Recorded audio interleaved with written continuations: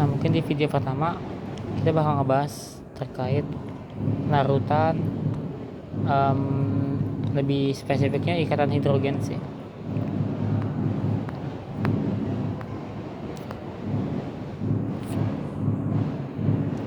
Oke, jadi kita bakal ngebahas yang namanya larutan dan ikatan kovalen di bab 4 di bab 3 nih. 3. Nah, ngomongin larutan, kita nih bakal tinjau tentang pelarutnya. Dan nanti bakal ngebahas sedikit tentang pelarut. Tapi spesifiknya itu di materi ini kita bakal ngebahas pelarutnya. Nah, pelarut itu kan dibagi jadi 3 ya. Ada yang protik, terus ada aprotik, dan ada protik polar. Pelarut polar, sorry. Polar. Nah, yang pelarut protik itu apa? Pelarut yang terdiri dari heteroatom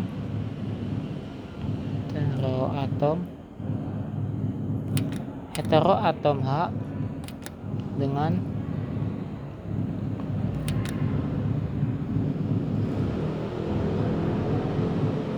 O N S F. Jadi ya gampangnya atom H yang terikat di F atau HN atau juga HO. Jadi itu yang ada kayak gini namanya pelarut protik polar. Nah, kalau pelarut aprotik tidak ada heteroatom H. Nah, jadi maksudnya tuh nggak ada heteroatom H, kayak cuma H gitu. Heteroatomnya itu yang senyawa-senyawa ini ya, unsur-unsur ini kayak CH gitu, ataupun yang lainnya.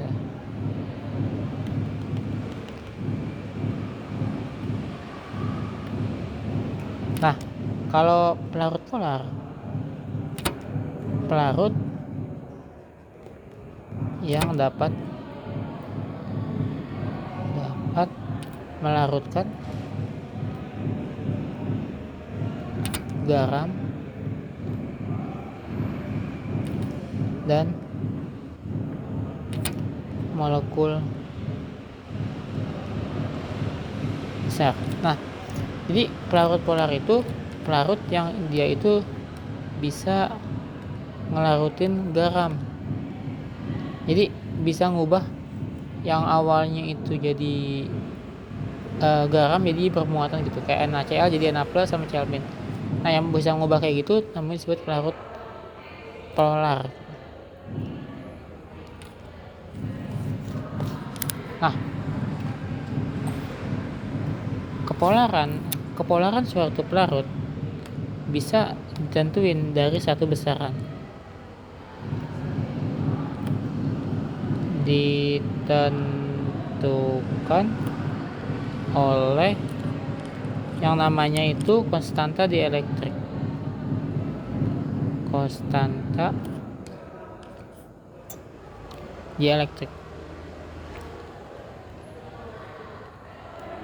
Lambangnya itu gini, epsilon.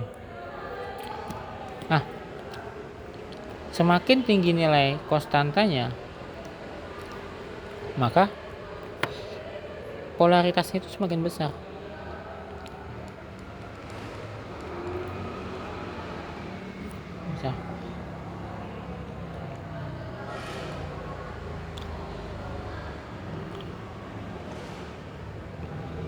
Nah, coba lihat sini. Kalau lihat di sini, senyawa yang polar HCl, DMSO, DFE itu memiliki nilai epsilon yang besar tuh. Sedangkan yang kayak N-heksan ini kan nonpolar, dia itu epsilonnya cenderung lebih kecil. Jadi gitu.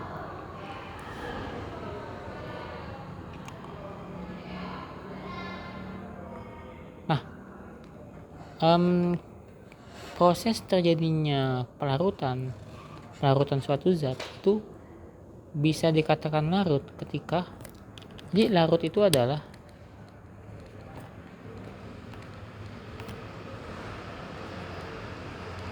proses membungkus, bisa ini istilahnya tanda kutip ya, membungkus zat terlarut. Nah, maksudnya itu apa? Maksudnya coba lihat yang ini. Jadi di dalam air Na+ itu bakal dibungkus atau dikerumuni oleh muatan yang parsial negatif. Jadi dia itu bakal diselimuti atau dikerubungi atau dibungkus kayak gini. Jadi ini namanya proses pelarutan. Na+ bakal dikerumuni sama yang muatan positif.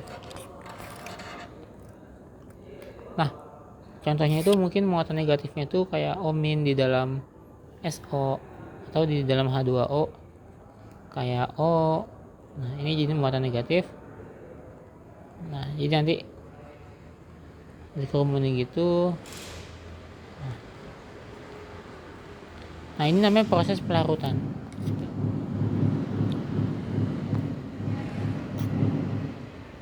Nah, nanti yang negatif bakal dikerumuni sama yang positif, gitu bedanya.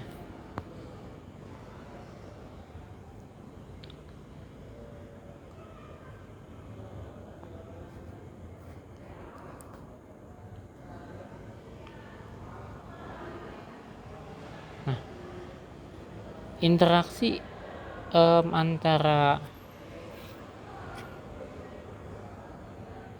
antara ikatan itu, jadi kita bakal ngebahas gaya ikatan. Ada 3 jenis gaya ikatan. Ada 3 jenis gaya ikatan. Yang pertama itu ada interaksi atau gaya elektrostatik. Yang ketiga itu ada ion dipol, dan yang terakhir itu ada dipol.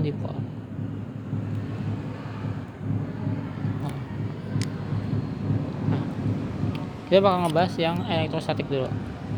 Nah, elektrostatik itu interaksi antara suatu ion yang muatannya itu beneran ada gitu. Misalnya kayak maksud itu Na+. Na+ kan muatannya bener-bener positif ya.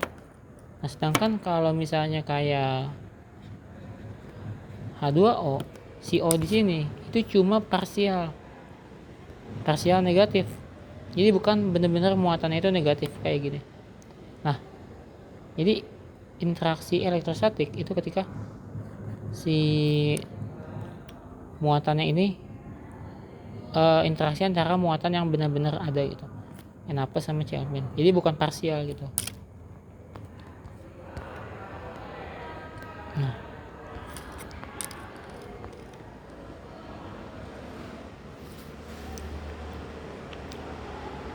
kalau dicontoh itu ada di protein ya, kayak gini contohnya. Jadi positif sama negatif tuh benar-benar berinteraksi. Jadi bukan parsial. Nah, yang kedua ada yang namanya ion dipol interaksi.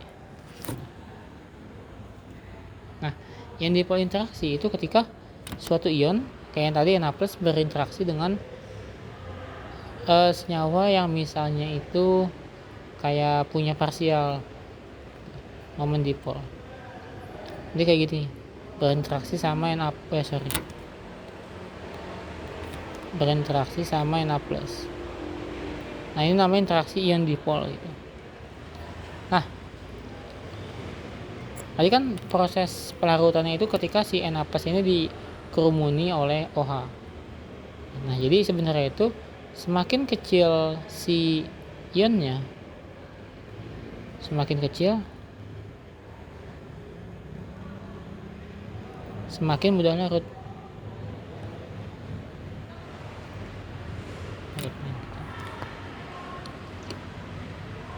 Jadi semakin dia itu kecil, energi hidrasinya semakin besar.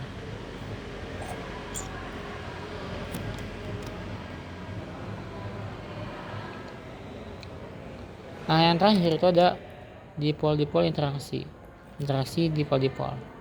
Nah, kalau ini muatan yang parsial dengan muatan parsial, polar dengan polar gitu. Oke, bicara tentang interaksi, kita bakal bicarain interaksi antar molekul.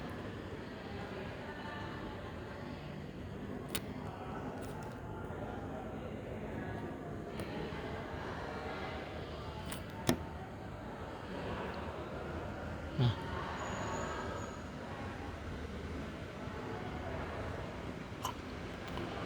ikatan hidrogen itu terjadi tuh pada pelarut protik kan.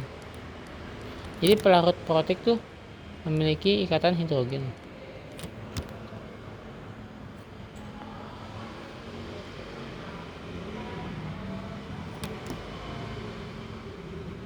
Nah, di ikatan hidrogen itu dia itu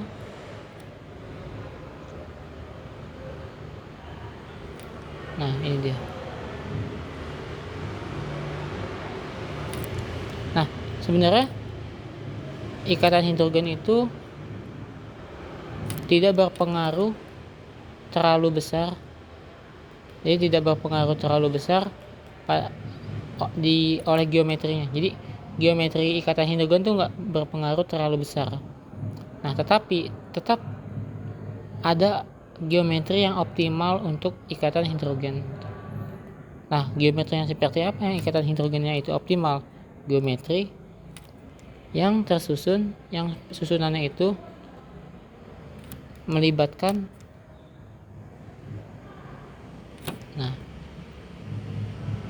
geometri yang kolinear. Nah, maksudnya apa? Maksudnya kayak gini nih, kolinear gitu. Jadi yang kayak gini tuh ikatan hidrogennya itu dia itu maksimal. Oh ya, di sini kalau lihat istilah-istilah HB itu hydrogen bond ya. Ikatan hidrogen maksudnya.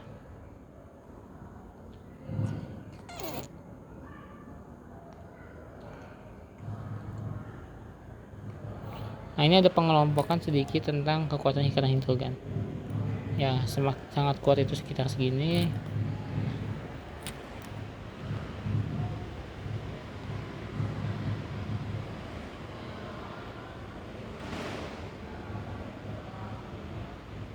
Nah,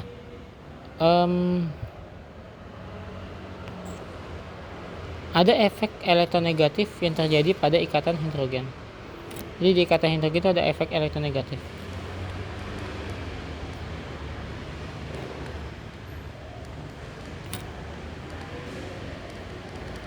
Nah, efek elektronegatif itu apa?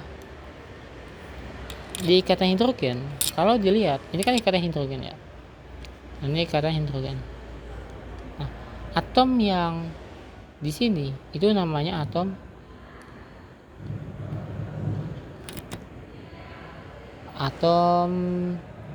donor. Sedangkan atom yang ini namanya atom akseptor.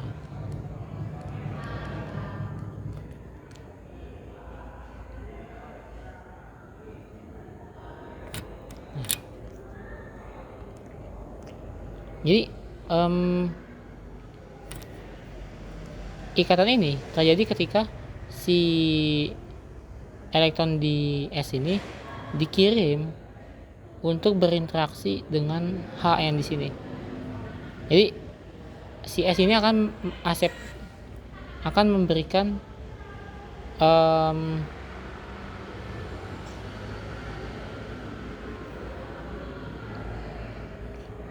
sebentar, saya ada F itu akseptornya turun.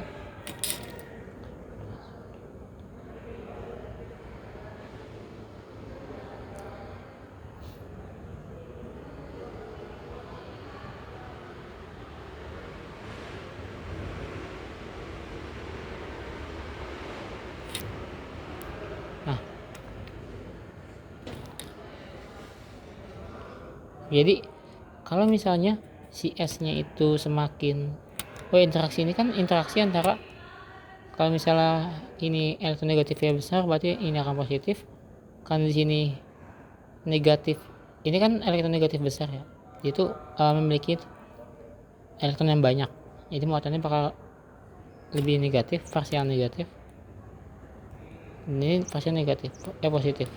Nah, ini akan berinteraksi, akan saling berikatan gitu, berinteraksi. Nah, ikatan ini terjadi ketika positif itu dipengaruhi oleh elektron yang lebih, atom yang lebih bermuatan negatif. Nah, kalau dilihat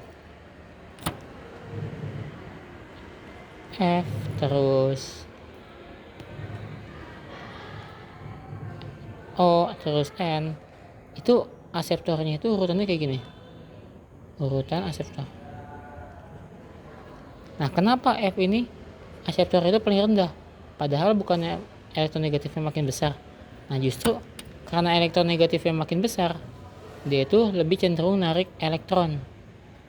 Jadi elektronnya dia itu akan di keep sama dia, nggak, ibarat dia itu nggak mau ngasih elektronnya ke muatan yang positif, jadi di keep aja buat dia gitu.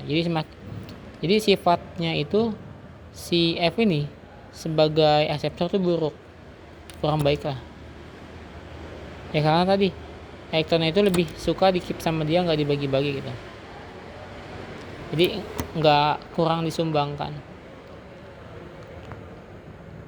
Nah, jadi gitu untuk sifat elektron negatifnya.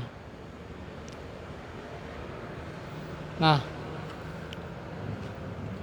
tapi kalau misalnya si F di sini jadi donor, anggaplah F di sini jadi donor gitu, dia kan lebih suka menarik ya. Nah, karena dia itu lebih suka menarik, sifat positifnya di sini makin besar gitu. Sedangkan kalau misalnya dia jadi aseptor, dia itu sukanya menyimpan elektronnya sendiri dan nggak mau dibagi ke yang positif ini gitu. Jadi kalau misalnya dia jadi donor, dia itu sifatnya makin besar, kalau elektron negatifnya makin besar. Kalau misalnya jadi aseptor, sifatnya makin turun kalau elektron negativitasnya besar. Jadi elektron negatifnya besar, negatif besar, donornya itu naik, aseptornya turun. Ini bisa lihat di sini.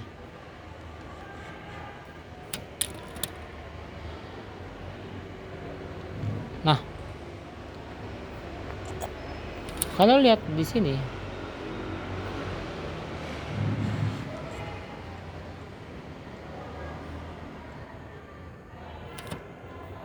di sini itu kan OC itu memiliki dorongan elektron ya, punya sih, cuma paling nggak terlalu besar gitu dibandingin sama yang terikat sama R2 gitu, bisa CH3. Nah, semakin dia itu, ini kan kalau ini itu si donornya, ini aseptor. Jadi semakin si aseptor ini mendorong elektron, dia kan R ini kan dokus pendorong elektron ya. Nah, aseptornya makin besar. Tuh. Nah, jadi kekuatan kalau aseptornya besar, ikatannya makin kuat. Ikatannya itu makin kuat. Nah, kalau ikatannya kuat, energinya ya tinggi. Ini kan lebih tinggi daripada yang ini. Jadi gitu.